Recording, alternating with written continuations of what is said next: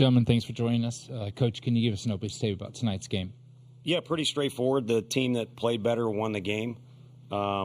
They appeared more prepared, but I think that was a result of, Gavin puts a good swing on a pitch.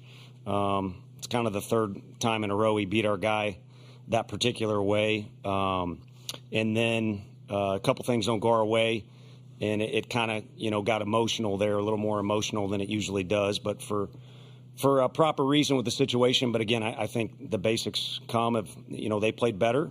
And even though we didn't bring our best, you're within striking distance against their guy there at the end of the game. Thank you. We'll open up questions for AJ and Dylan right now.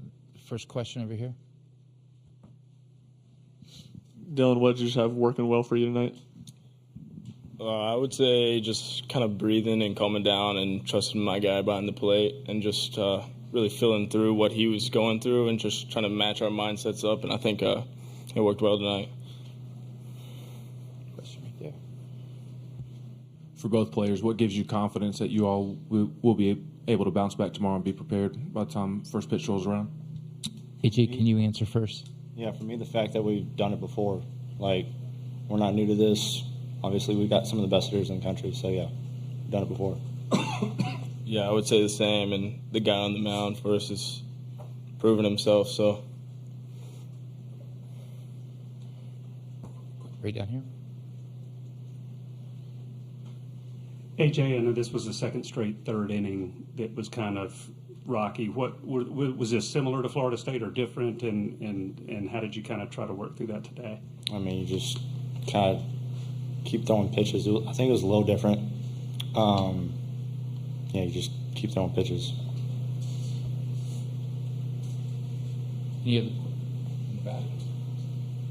Matt Talmany from World Baseball Network. AJ, tough coming into the first inning and what you had to adjust, and also with Scott reaching on a fielding error by your shortstop.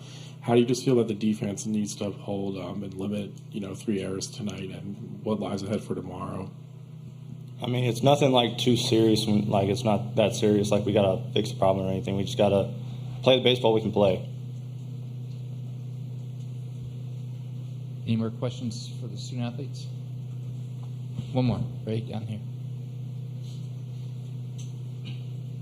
For both guys, your coach said that the game was maybe the dugout was a little more emotional tonight. Was that unavoidable in some ways, or is that sort of a disappointment to kind of get here and have it happen? Dylan, can you answer that first? I wouldn't say it's a disappointment, but I would say it kind of catches you to a surprise whenever you get to this stage, I would say. But I wouldn't say it's a disappointment, and I think we'll be right back in the dugout just like we normally are tomorrow. Okay. AJ and Dylan, thank you very much for your time.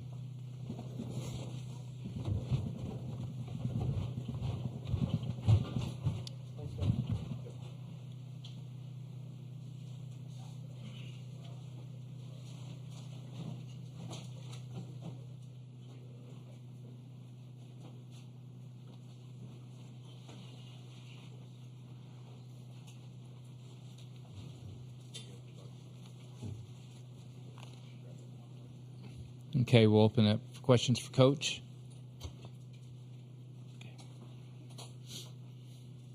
Tony, kind of the same question Ben asked the players. What gives you confidence that you guys will respond the right way tomorrow? I think we can definitely play better. I mean, that's one thing. And then, this isn't a traditional series against a SEC opponent or just a good opponent, whether it be Illinois or everybody else that's on our schedule. But, you go through the season and you welcome competition for a reason. It'll make you better in a few different ways. So you find out different ways to respond, and you can either get frustrated that tonight went the way that it did, or you can get more determined. And we've got guys that have done that in the past a lot where, determination kicks up, play kicks up. Right behind. Tony, that's 3 errors in 2 of the 4 games. While in Omaha, and you had only done it once the entire regular season. Can you put your thumb on any reason why defense has maybe been an issue here? No, I think, there's certainly been a few quirky plays. I don't even know what happened on the ball up the middle. There was a clean hit, by Appel. I don't even know what happened, if it hit the bag or whatever it did. So, guys have put the ball in play against our guys, and they're going to continue to do that. We don't quite have the strikeout type of staff that we did last year. We get our fair share, but guys put the ball in play, and they found some holes tonight, as did Florida State, and also there's been some unique ones, to be fair, to our guys. So I think it's about getting familiar with the ballpark, which by now our guys should be, and then just playing ball. And like I said, I think tonight, maybe a little bit more credit to the game than you should give it, which is crazy to say based off the crowd we had. But I think that's a true statement. Okay, we'll go right here. Joe Healy, D1 Baseball. Have to imagine that there's no one but Drew you'd want on the mound in this situation with your backs against the wall, just given his experience and his demeanor. Yeah, I think we like any time he gets to throw for us. It's kind of been that way since his freshman year, and the fall was slower based off how he entered the program. He was recovering and then hasn't looked back. And there's been some ups and downs, but it's not like it's been a roller coaster. He's been a blessing to have in the program as far as the approach he brings to the dugout or just the facility in general and how he works. And, he's usually when your leaders embody what you got going on and it's a positive. I didn't say that appropriately, but when your leaders have the right characteristics, it usually bleeds into the rest of the team in the dugout. And again, he's an unselfish kid that likes to compete. And I think that, again, has kind of bled throughout the rest of the dugout, especially with younger guys that have learned from him, like D'Eloy. Right over here. Hey, Tony, what's the benefit of making their bullpen work the way you guys did late, and does it remind you at all of that second game against Evansville? A little bit. I said earlier, as crazy as it is, that Evansville game, was a little bit good for us. This time of year, you're only going to be able to go on a streak for so long. And I think you need to be reminded every now and then again of certain things you need to do. That Evansville game did that to us, and this was similar. We were within striking distance. We were able to see what they had available in the bullpen. But, A&M's got some guys that are unused, and I'm not even sure they've announced a starter tomorrow. So they're not going to run out of guys, but it certainly helps to have an idea of, who you'll face and to stay in the fight. Ideally, this is a 3-round bout that you're in, and every inning has some weight to it when the whole thing is finished. Tony, you guys saw Prager in the SEC tournament, and he was pretty effective tonight, even though you guys scratched out 8 hits. What made him good tonight? The change of speed factor is his bread and butter, and it's not like he did not do that in Hoover. I think the difference was they played a little bit better defense behind him, and then our guys had to play from behind. And not only was it from behind on the scoreboard, but again, I think a little bit of a downer, early in the game with where we were at. Having said that, we were in pole position several times to knock him out, earlier than we did. And, it kind of seemed to be a theme on offense. Just one more quality at bat or guy on base could have altered some things or changed things the way they use their bullpen. But nonetheless, the guys did do okay at the plate. It's just, you can't separate the at-bats from the rest of the game. You've got base running, you've got defense, you've got pitching, and, of course, you got the hitting as well. Ryan? Tony, you mentioned the emotional part of it. In a game this intense, what do you do? How does the team reel that back in when it needs to be reeled in? I think you just play baseball and, make sure that you don't put so much weight on how big the crowd is or the extra cameras and things like that, that you lose sight of just some fundamentals or important things that go on in the game, like communicating or focusing on whatever the certain task is. So it's true, and whatever you're going to be talking about, simple's better. So I would kind of summarize it by saying that. Right down here. Tony, how was it a tough decision to not put Inslee in center tonight? Was it a close thing, and would there be a chance he could be out there tomorrow? Yeah, there's a chance tomorrow, and it was close, and you kind of weigh your options.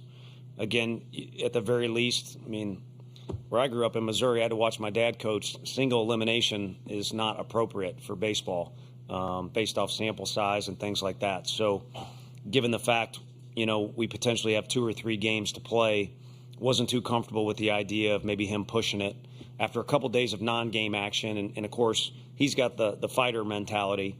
So it was a difficult decision, and I would say you go back to the hotel, it's probably one of about 7, 8, 17, 18 that I could have made better.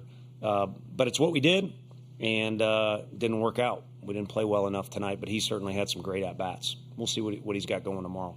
Okay, in the back. Peter Bernhardt from the Council Bluffs Nonpareil. Question about Marcus. First College World Series appearance for him tonight. Came in against the top of the lineup. What did you think of his work tonight, and what have you seen in his development since coming from Iowa Western? Yeah, no, he's matured a lot. Obviously, a fantastic junior college and set up over there. And we thought he would get more development as a freshman, but he just didn't quite stay healthy. And there's so much talent over there. He came in, being a kid from the north, very little experience, a lot of two-way time. He's swung the bat for us some. So he's come a long way on the mound, and the way we kind of judge him is basically just how the ball's coming out. He's either throwing it with conviction or he's not, and he was tonight. And again, I wouldn't give credit in any inning for management stuff on my end, but he did his first job, and then we kind of went quick to the bullpen on him. It would have been interesting to see how well he could have thrown the ball, but the exciting thing is he's available, in the future here for us. Okay, one more question for Coach right here.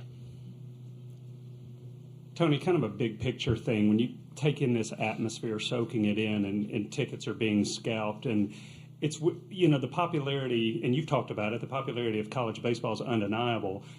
There's also kind of this dynamic that our attention spans are getting shorter and shorter. When you think about some of these games and how long they are, how do you kind of relate the popularity of college baseball at a time where a lot in the lengths of these games with the attention spans that we all have that are shrinking? Yeah, no, I get it, and I think the 20-second clock has been productive, but I'm not so sure people wouldn't come to the park anyway. Heck, everyone's attention span is brutal because of what we hold in our hands all day long with our phones. But man, this thing has turned into a monster. The draft is shorter. There's fewer minor league teams. There's more resources that these kids see, and I don't want any scouts to slash my tires, but it certainly makes sense for a lot of guys now to go on to school. And I mean, Grahovac is the size of probably some of the trucks that are on that campus down there, and the guy behind him is bigger.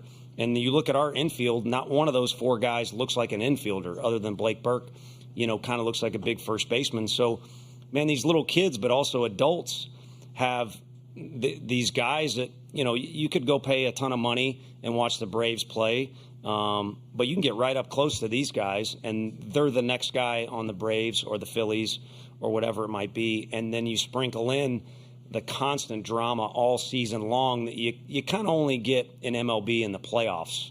So, like I said, it's turned into a monster, and a lot of it is because of the celebrities that I get to throw BP to, or that we get a stress about getting, Charlie Condon out or whoever it might be.